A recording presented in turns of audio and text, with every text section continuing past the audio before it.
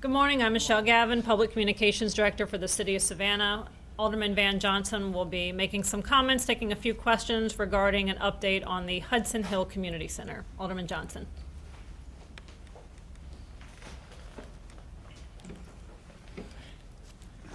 Thank you and good morning. Thank you for coming out, and as we continue to keep our eyes on the weather for our neighbors to the north and possibly affecting us in some way, I want to make sure that our citizens remain vigilant, we remain prepared. But I wanted to provide a status report regarding the Hudson Hill Community Center. In February of 2018, staff started to notice small cracks in the structure of this Hudson Hill Community Center. The building was assessed and monitored on a regular basis. On Wednesday, September the 5th, staff noticed a significant change in the building and out of safety concerns, closed the building temporarily while it could be assessed. On Monday, September the 10th, the structure was evaluated by Collins Engineering and preliminary reports indicate soil settlement from water erosion. This erosion has shifted the foundation of the building. Keep in mind that this is still a very preliminary report.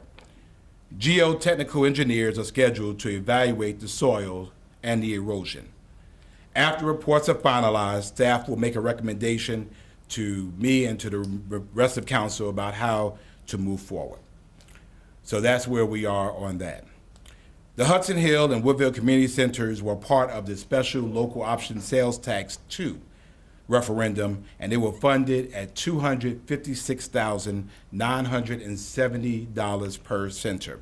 Chatham County was responsible for the construction of both centers, and on July the 6th, 1995, the City of Savannah Mayor and Alderman at the time approved the city assuming responsibility for the operations of the centers. Both centers were dedicated in 1996. The building has been open for 22 years, and in the development of SPLOST 6, a funding request was submitted by me to the city manager for $2 million to renovate and update both centers.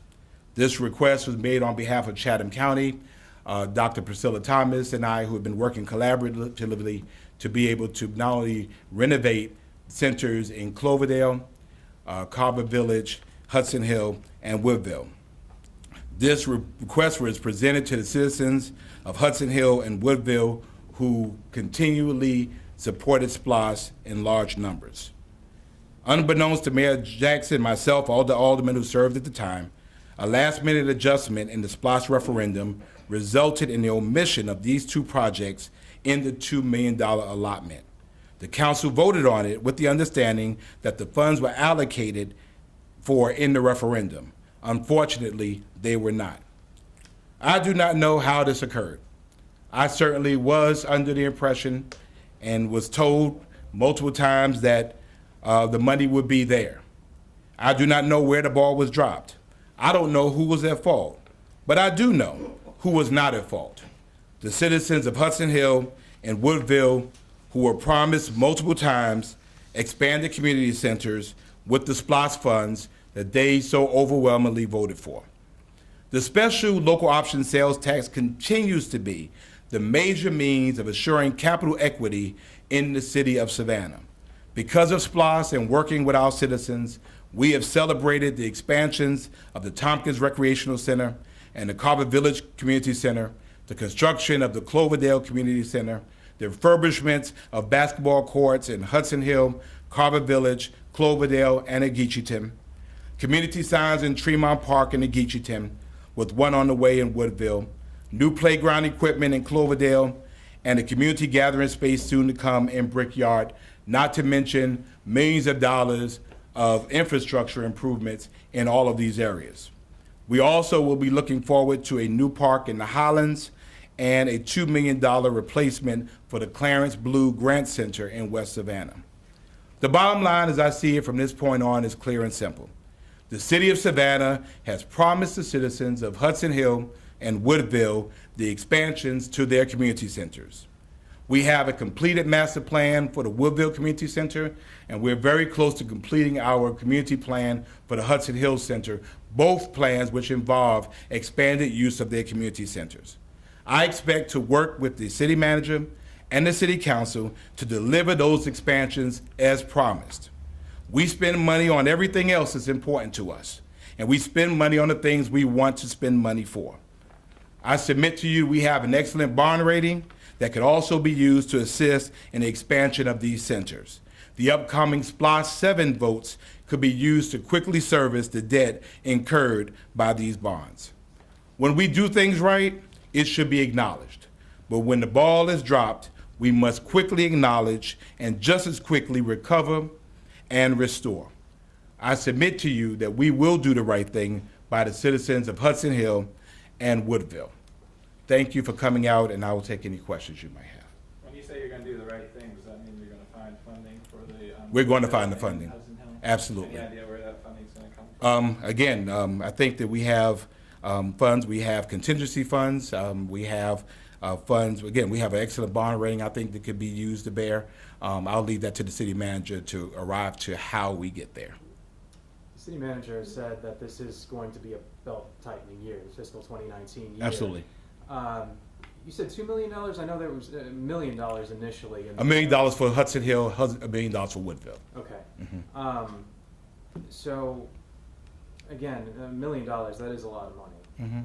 It's actually 4 times more than what was actually paid to construct it. Right. So, I guess my question is then, I know identifying bonds, that as a possibility, but have you had those talks with the city manager yet? No, not that is yet. We've had very preliminary talks in terms of the fact that we need to do something. We need to make this right.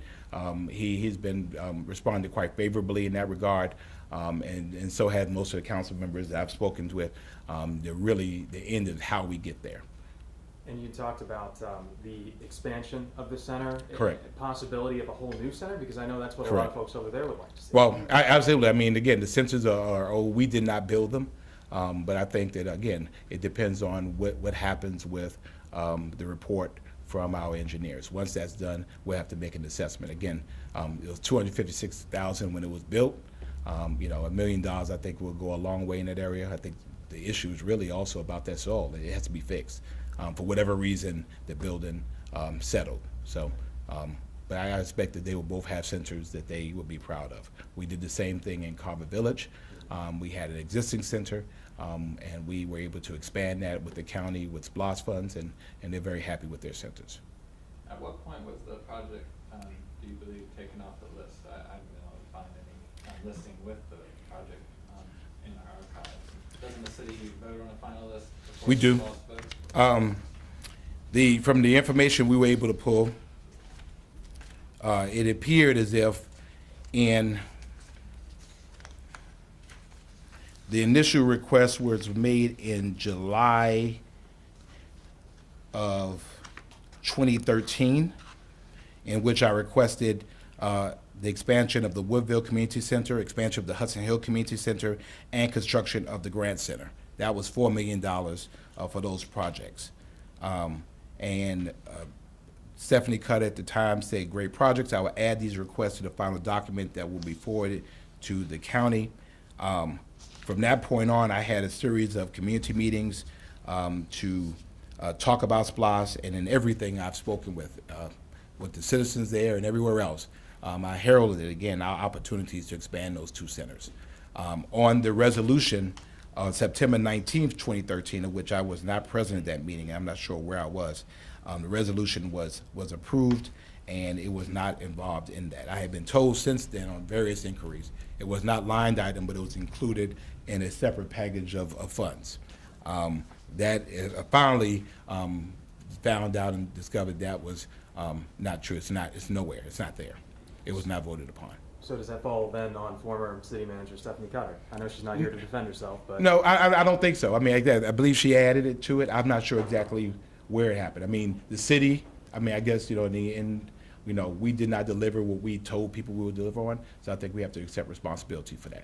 So when did you figure out that the money wasn't earmarked for Hudson Hill Community Center, and then how did you follow up with that with the city manager? Well, knew quite early it wasn't earmarked on it. Hence the question came about how and where was it accounted for.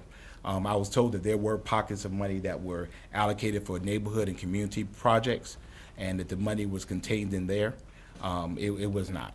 So, the fact was it was not. So asking some more directed questions, more pointed questions, and obviously the center issues became much more hastened our response in terms of determining actually what was going on with that money. And so finally, a determination had to be made, and we looked high and low and found the money was just not there. We got another SLOSS referendum coming up next year. What can you tell residents to assure them that this kind of thing will not happen again? Well, I think that the history of the past 6 SPLOSS projects and all of the projects that have been done throughout the city, SPLOSS is our major economic driver for capital projects. I've heard people, oh, we're not going to support SPLOSS. Well, in the end, then the things that you want in terms of a capital, buildings and streets and infrastructure is funded mainly by SPLOSS. If it's not supported, then it's very hard for us to be able to fund those things out of the general fund or out of a CIP, a capital improvement plan.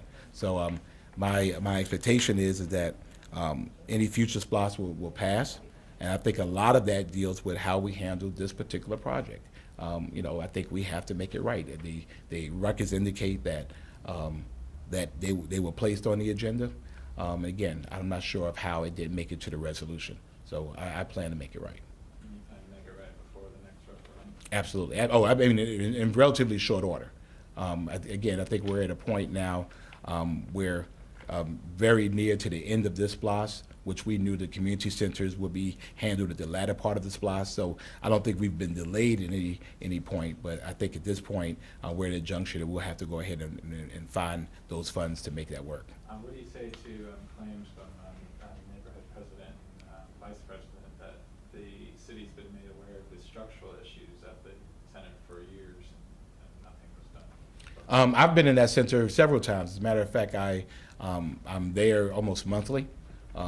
I've been there with the city manager, and we've walked that and we've looked at. We saw the cracked struts in the walls and on the floor. I've asked, and I believe each time I've asked, I've had someone from the city to come and look at it, and they determined that it was settling, but there was no danger to the building. In this case, the staff came out and evaluated and said that there was, some caution, and so hence the center, I think appropriately, was closed temporarily while we determined what the deal actually was with the building. In that resolution, it says that 1.5 million is going towards neighborhood projects, sidewalks, curb gutter for District 1 improvements. So that 1.5 million didn't go towards Hudson Hill Community Center. What did it go towards? The $1.5 million was given to 6 districts. And so some of the projects I listed were part of the first district's SPLOSS allocation. That included, again, refurbishments to basketball courts in those areas, community signs. We worked with each neighborhood, particularly neighborhoods that did not receive SPLOSS allocations, to determine the things that they wanted. Some neighborhoods wanted neighborhood signs. Some neighborhoods wanted enhanced community parks or those types of things. So we were able to provide those things from the allocation. Can any timeline be given at this point, or is it tentative as far as when citizens of Hudson Hill will be able to come back to a new or improved community center? Because right now they're going to the Moses Jackson Center. Correct. Again, I think that's out of an abundance of caution. I think that it's wise that we don't have people in the building if we don't think this is safe. We have a preliminary report. We expect that in relatively short order we will have some idea about what the damage actually is, if the damage can be repaired, what it would take to repair it, and then from there I think we can construct a timeline about how best to proceed.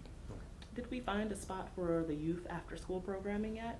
Have we found a spot for that? I believe they have. I'm not exactly sure. I know there were a couple of areas. We had the Moses Jackson Center. I think the concern was that having the young people crossing Bay Street, so we wanted to have something on that side of Bay Street. I know I directed staff to look at a couple of churches there that had pretty large meeting places to be able to utilize those centers in the meantime. And the majority of the young people in that area, particularly at this time of the year, is really engaged in sports and cheerleading, which is outside activities.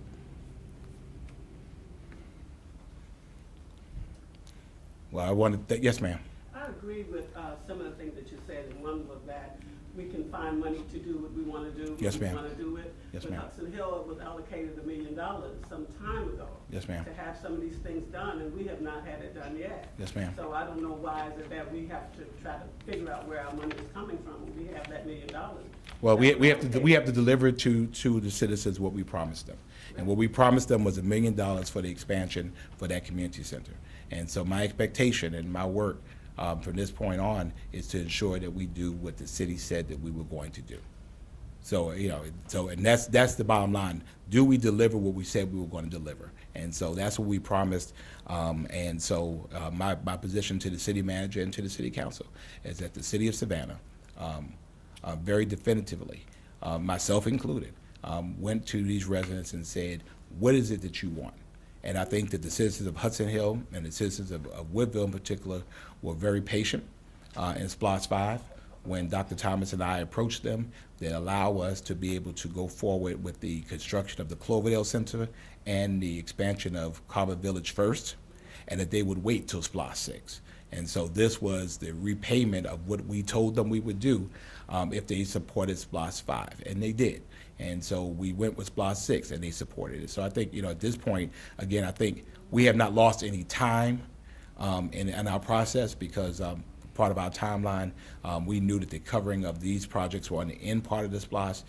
Again, my duty at this point is to ensure that the money is there when we're ready to proceed. And in the development plans for both communities, there have also been heavily used in those community centers. Yes, ma'am. We have contacted the city manager. Mm-hmm. We spoke with you Yes. at our community meeting on April 2nd. Yes. To ask where the money that was earmarked to us, where it was. Correct. It was in the budget. Correct. Then it disappeared. Your response to us was what you said, that it was placed like in this community fund.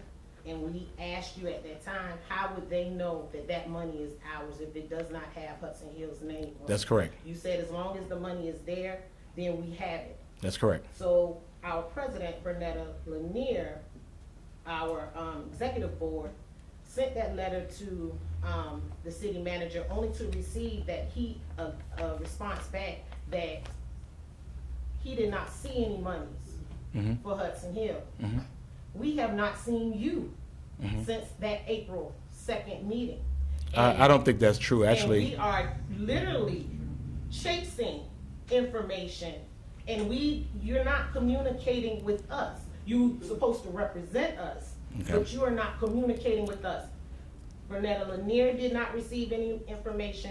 I did not receive information as being the vice president. We are losing green space. These community signs that you're talking about, we do not have a community sign. I feel that someone should have come and spoken with us, the community, first, when it came down to the closing of the Hudson Hill Community Center, which the residents have been talking about this for over 10 years, trying to get this project completed. Now, it has become an emergency. The same building that we have continued to have our community meetings in, the same building that our Golden Age residents go to for crafts, etc. The same building that our youth or our community use for the computers. And now it's just shut down, which if it's being shut down for the improvements that we have been requesting, then that's fine with us. However, don't you feel that if you would have come to us and spoken with us, we could have worked together to find a way for our kids or our community to get back and forth across Bay Street, which they're doing construction and improvements on.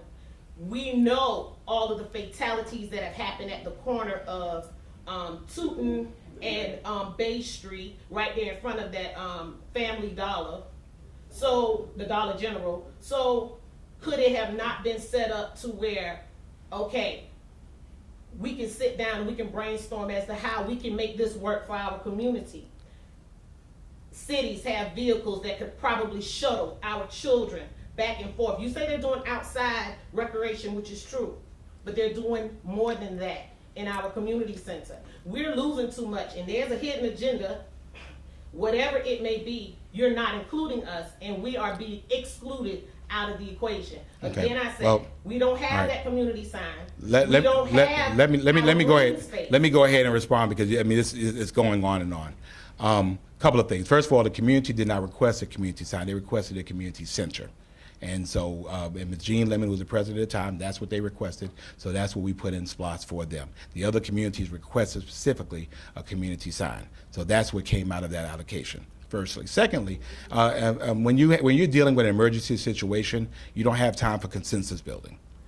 We had a building that they felt at that point was an emergency. They did not consult me. They told me this is what they did. The building needed to be closed. They need to be able to move these folks, move them to be sure that the services remain uninterrupted. So, I mean, you know, that's where we are in that.